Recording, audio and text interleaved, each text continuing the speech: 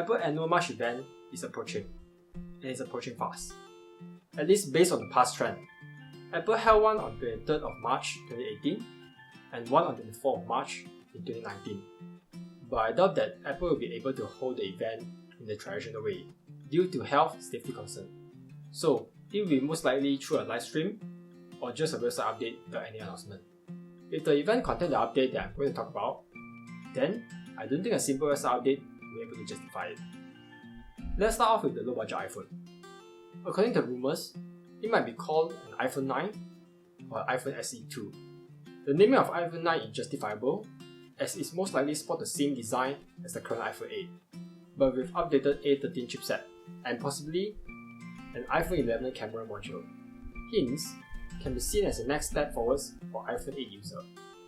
To put it simply, it is basically an iPhone 11 in the chassis of iPhone 8.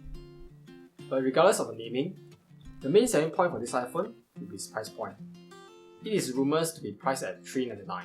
If this is true, this will be the best, if not the second best selling phone for Apple in 2020. And this will be a great entry point for anyone wishing to try iOS or Apple ecosystem.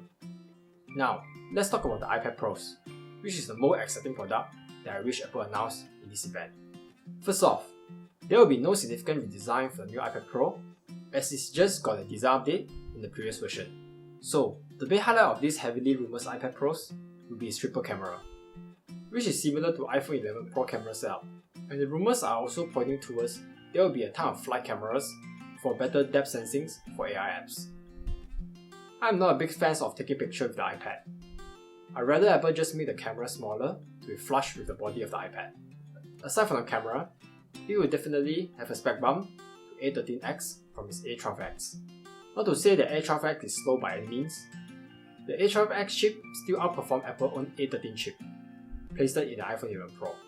But with A13X, it will definitely leave its competitor in the dust. Sadly, there's no rumors pointing towards an upgraded RAM or even storage. But I really do hope it will at least start at 128GB of storage and 6GB of RAM as the base model. 64GB of storage as the base model is totally unacceptable for a Pro device. There are also separate rumors that there will be a mini LED version, especially for the 12.9-inch and 5G iPad Pros, which is expected to launch during the fall of 2020. This means Apple will launch two versions of iPad Pro in 2020 alone.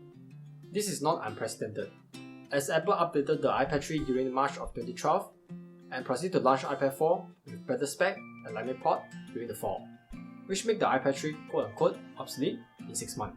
Or the MacBook Pro 16-inch, which was announced 6 months after they updated its 15-inch line. I'm okay if Apple add a 5G enabled iPad Pro and a 12.9-inch mini LED version during the fall without any internal update. I just hope Apple doesn't screw over much iPad buyer all over again. There are also a rumors keyboard case for iPad Pro with built-in trackpad. It may be useful for others who prefer to use trackpad in a certain application without carrying a mouse. I will not get one because, first, it will be crazy expensive. Second, I wish to use the iPad as it intended, as a tablet. Next possible product that will be launched during the event is AirTag, a tile equivalent. This had been heavily rumored when developers found this balloon icon in iOS 13 code.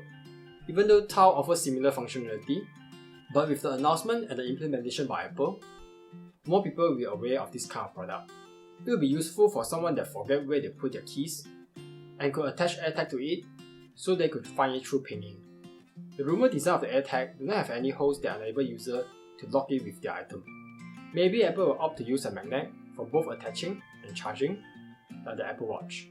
Speaking of charging, the battery life for AirTag is also a concern. The competitors, Tiles, has at least 12 months with its removable battery. I don't think Apple will go the exchangeable route.